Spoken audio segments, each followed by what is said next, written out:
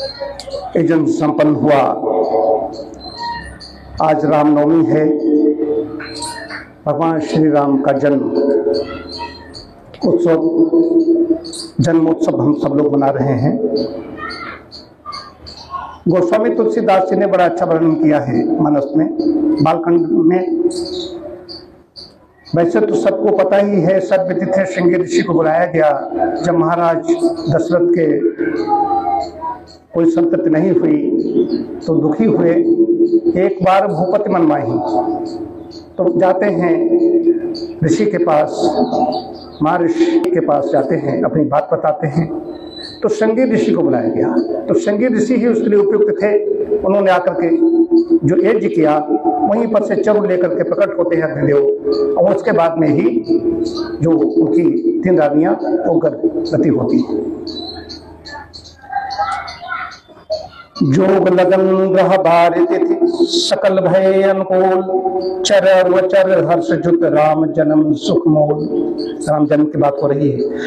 नवमी तिथि मधुमास पुनीता, शुक्ल पक्ष अभिजित हरिपीता, मध्य दिवस यति शीत ने घामा, पावन काल लोक विश्रामा। आज भी वैसे कुछ वातावरण है, गर्मी नहीं है वायुमंडल में, मधुमास है, बसंत है, पुनीत है, नवमी तिथि, वही सारा मुहूर्त देखिए, और गर्मी नहीं है वायुमंडल में। शुक्ल पक्ष अभिजित हरिप्रीता, पवित्र चैत्र का महीना था, नवमी तिथि थी, शुक्ल पक्ष और भगवान का प्रिय अभिजित मुहूर्त था, दोपहर का समय।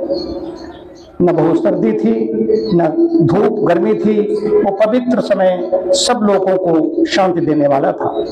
शीतल मंद सुरभि बहबाओ, हर्षित सुर संतन मन चाओ, वन कुसुमित गिरिघन मन यारा, सबहि सकल सरितामृत धारा। शीतल मंद और सुगंधित पवन बह रहा था, देवता हर्षित थे और संतों के मन में बड़ा चाव था।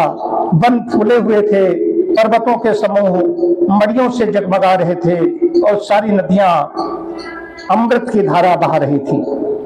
सो अवसर विरंची जब जाना, चले सकल सुर साज विमाना, मगन विमल संकुल सुर जूथा, गा बहि गुण गंधर्व बरू था। जब ब्रह्मा जी ने वो भगवान के प्रकट होने का अवसर जाना, तब उनके समेत सारे देवता विमान सजा सजा कर चले। निर्मल आकाश देवताओं के समूहों से भर गया, गंधर्वों के दल गुणों का गान करने लगे। बरसें सुमन सुअंजलि साजी, गह गही गगन धुंधुभी बाजी, स्तुति करहि नाग मुनि देवा, बहुविधि लाभहि निज निज सेवा। और सुंदर अंजलियों में सजा सजा कर पुष्प बरसाने लगे। आकाश में घमाघम नगाड़े बजने लगे, नाग मुनि और देवता स्तुति करने लगे, और बहुत प्रकार से अपनी अपनी सेवा उपहार भेंट करने लगे। सुर समूह विनती करी, पहुंचे निज निज धाम, जग निवास प्रभु प्रगटे अखिल लोक विश्राम। देवताओं के समूह विनती करके अपने अपने लोक में जा पहुंचे। समस्त लोगों को शांति देने वाले जगदाधार प्रभु प्रकट हुए। तो प्रकट करने की का जो छंद के रूप में वर्णन करते हैं गोस्वामी जी, गोस्वामी जी की दृष्टि देखिए। भय प्रकट कृपाला दीन दयाला, कौसल्या हितकारी, हर्षित महतारी, मुनि मनहारी, अद्भुत रूप विचारी। लोचन अभिरामा, तनु घनश्यामा, निज आयुध भुजचारी। भूषण वनमाला, नयन विशाला, शोभा सिंधु खरारी। दीनों को दया करने वाले कौशल्या जी के हितकारी कृपाल प्रभु प्रकट हुए। मुनियों के मन को हरने वाले उनके अद्भुत रूप का विचार करके माता हर्ष से भर गई। नेत्रों को आनंद देने वाला मेघ के समान श्याम शरीर था। चारों भुजाओं में अपने खास आयुध धारण किए हुए थे। आयुध अस्त्र, दिव्य आभूषण और वनमाला पहने थे, बड़े बड़े नेत्र थे। इस प्रकार शोभा के समुद्र तथा खर राक्षस को मारने वाले भगवान प्रकट हुए। कहा दुई कर जोरी स्तुति तोरी कही विधि करम अनंता माया गुण ज्ञानातीत अमाना वेद पुराण भनंता करुणा सुख सागर सब गुण यागर जहि गावहि श्रुति संता सोमम हित लागी जन अनुरागी भयो जगत श्रीकंता। दोनों हाथ जोड़कर माता कहने लगी, है अनंत, मैं किस प्रकार तुम्हारी स्तुति करूं। वेद और पुराण तुमको माया गुण और ज्ञान से परे और परिणाम रहित बतलाते हैं। श्रुतियां और संत जन दया और सुख का समुद्र सब गुणों का धाम कहकर जिनका गान करते हैं, वही भक्तों पर प्रेम करने वाले लक्ष्मीपति भगवान मेरे कल्याण के लिए प्रकट हुए हैं। ब्रह्मांड निकाया निर्मित माया रोम रोम प्रतिवेद कहे मम उर्सोवासी यह उपहासी सुनत धीर मत थिर न रहे। उपजा जब ज्ञाना प्रभु मुस्काना चरित बहुत विधि कीन चहे कही कथा सुहाई मात बुझाई जही प्रकार सुत प्रेम लहे। वेद कहते हैं कि तुम्हारे प्रत्येक रोम में माया के रचे हुए अनेकों ब्रह्मांडों के समूह भरे हैं। वे तुम मेरे गर्भ में रहे, वे तुम मेरे गर्भ में रहे। इस हंसी की बात के सुनने पर धीर विवेकी पुरुषों की बुद्धि भी स्थिर नहीं रहती, विचलित हो जाती है। जब माता को ज्ञान उत्पन्न हुआ तब प्रभु मुस्कुराए। वे बहुत प्रकार के चरित्र करना चाहते हैं, अतः उन्होंने पूर्व जन्म की सुंदर कथा कहकर माता को समझाया, जिससे उन्हें पुत्र का वात्सल्य प्रेम प्राप्त हो, भगवान के प्रति पुत्र भाव हो जाए।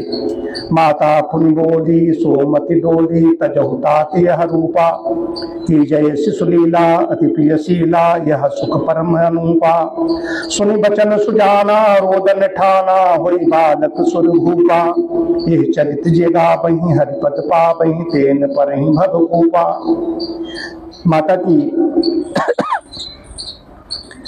माता की वो बुद्धि बदल गई। तब वो फिर बोली, हे तात, ये रूप छोड़कर अत्यंत प्रिय बाल लीला करो मेरे लिए, ये सुख परम अनुपम होगा। माता का ये वचन सुनकर देवताओं के स्वामी सुजान भगवान ने बालक रूप होकर रोना शुरू कर दिया। तुलसीदास जी कहते हैं, जो इस चरित्र का गान करते हैं वे श्री हरि का पद पाते हैं और फिर संसार रूपी कूप में नहीं गिरते। विपुल सुर संत हित लीन मनुज अवतार निज इच्छा निर्मित तनु माया गुण गोपार। ब्राह्मण गौ देवता और संतों के लिए भगवान ने मनुष्य का अवतार लिया। वे अज्ञानमयी मलिना माया और से गुण सत्र स्तंभ और बाहरी तथा भीतरी इंद्रियों से परे हैं। उनका दिव्य शरीर अपनी इच्छा से ही बना है, इसी कर्म बंधन से परवश होकर त्रिगुणात्मक भौतिक पदार्थों के द्वारा नहीं। ये तो गोस्वामी जी की रचना है, महाकाव्य है, उन्होंने जो इसमें वर्णन किया है। बात यह है कि गर्भाधान, गर्भकाल, गर्भाधान से पहले आह्वान किया जाता है उन आत्माओं का, विशिष्ट आत्माओं का। तब ऐसी आत्माएं आती हैं शरीर में। शरीर है तो आत्मा है, वहां पर परमात्मा सर्वत्र व्याप्त है, वेद कह रहा है। तो उन्होंने ब्राह्मण गौ इसलिए देवताओं के लिए, जितने भी भगवान राम को हो, कृष्ण को, जो अवतार बाद की बात आती है, उन्होंने इसके लिए काम किया। तो रामनवमी को हम लोग ये मनाते हैं, मनाना चाहिए, लेकिन उस समय हम ऐसी कल्पना नहीं करते कि बाल लीला, बच्चे जिनके घर में छोटे होते हैं उनको सब उसमें भगवान राम कृष्ण ही वही बाल लीला दिखाई देती है। सब देखते हैं कि कैसे चल रहे हैं, कैसे करते हैं, कैसा वर्णन करते हैं। तुमुक चलत रामचंद्र बाजत पैजनिया, आगे वर्णन करेंगे इसका। अभी तो जन्म हो रहा है, आज होगा, मध्य दिवस दोपहर में होगा। सब बाल लीला इतनी अच्छी लगती है। छोटे छोटे बच्चे जब बाल लीला करते हैं, तोतली भाषा में बोलते हैं, तो माता पिता, दादा दादी सब हर्षित होते हैं, आनंद लेते हैं। वो आनंद, बाल लीला का आनंद ही अलग, हर बच्चे के अंदर आनंद मिलता है। हर बच्चे के अंदर विलक्षण अपना अपना वो कुछ ऐसा होता ही है, वो उसके घर वालों को पसंद आएगा, कुछ भी करेगा। और वही बच्चे जब बड़े होते हैं तो फिर वो धीर गंभीर हो जाते हैं। माता पिता चाहते हैं वो बाल रूप में वैसे ही बच्चा हमारा बना रहे। अब बच्चा बाल रूप में कैसे रह सकता है, उसके अंदर परिपक्वता आती है तो गंभीर हो जाता है।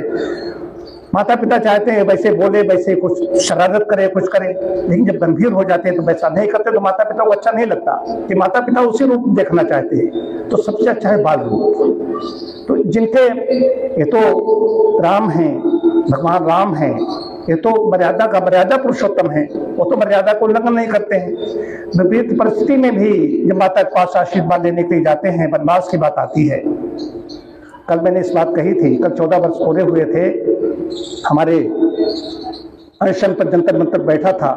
तो कल 5 अप्रैल थी, 5 अप्रैल 25 और 5 अप्रैल 11 को हुआ था। 2011 में अनशन पर बैठे थे अन्ना के साथ में, तो 14 वर्ष पूरे हुए। 14 वर्ष के वनवास काल में भगवान श्री राम राक्षसों का संहार करके लौटते हैं, और इधर 14 वर्ष के काल में देख रहा हूँ राष्ट्रीय राजधानी का, वहां पर वो स्वयं रच संस्कृति में पहुंच गए लोग वहां के। ये मैंने देखा 14 वर्ष का काल, उधर का देखिए इधर का देखिए, स्वयं वैसे बन गए जाकर के। तो अच्छी आत्माओं का आह्वान करना, एज की संस्कृति सदैव रही है, किसी की काल में किसी भी युग में रही है। तो जहां पर ऐसी संस्कृति होती है वहां पर ऐसी आत्माएं जन्म लेती हैं, भगवान राम जैसे आत्माएं जन्म लेती हैं। हमारा कहने का अभिप्राय है यहाँ पर ये संस्कृति है, लड़कियों को, महिलाओं, सबको समझना चाहिए। आज के दिन ये जन्म कहाँ होगा। इस समय देवी व्रत चल रहे थे, कल से हवन शुरू हो चुके हैं, इसलिए लोग कर रहे हैं। घर घर में यजन होना चाहिए। जब अच्छी आत्माओं का मैं संदेश देना चाहता हूँ, जब चाहते हो कि हमें अच्छी संतति प्राप्त हो, उसके लिए तप करना पड़ेगा, यजन करना पड़ेगा। तो अच्छी आत्माओं का आह्वान करोगे तो वहां पर अच्छी आत्माएं आएंगी। वैसा मंडल बनाना पड़ेगा, वातावरण बनाना पड़ेगा, अच्छी आत्माएं आए तो बड़ा यही है। पूरा विश्व ही सत्संग हो रहा, जहां जाओगे वहां अच्छा लगेगा। ये जो राक्षसी संस्कृतियां हैं, रच संस्कृत के लोग हैं, आ रहे हैं, देवासुर संग्राम सदैव रहा है, जो भक्ष खा रहे हैं, हिंसा में लगे हुए हैं, तो ये क्या है?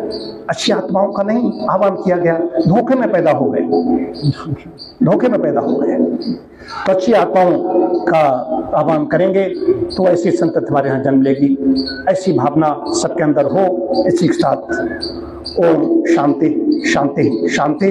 सभी को रामनवमी की बहुत बहुत शुभकामनाएं।